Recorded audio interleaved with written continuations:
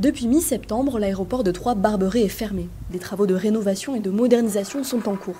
Les dernières finitions sont en train d'être faites et le site devrait rouvrir le 14 octobre. Plusieurs aménagements sont à noter.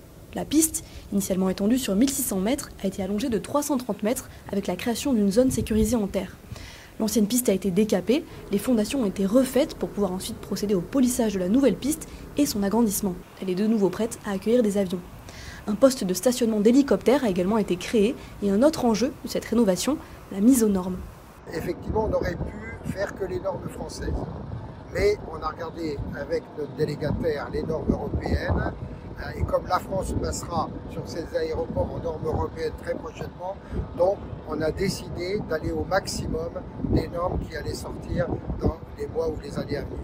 Ce sont les plus gros travaux qui ont été faits dans cet aéroport. Différentes raisons ont encouragé le département et la Chambre de commerce et d'industrie à entamer cette rénovation complète. Dans un premier temps, ça n'avait jamais été fait.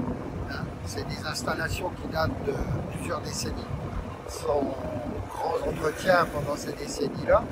Et puis ensuite, c'est des problèmes de sécurité sur la piste au niveau des avions. On avait eu l'année dernière des refus d'atterrissage de commandants de bord pour des équipes de foot pour des raisons de fente, de failles, d'herbes qui poussaient sur la piste. Je veux dire, il faut bien dire ce qui se passait. Et donc, il fallait bien prendre une décision. Les travaux devraient être terminés dans les temps.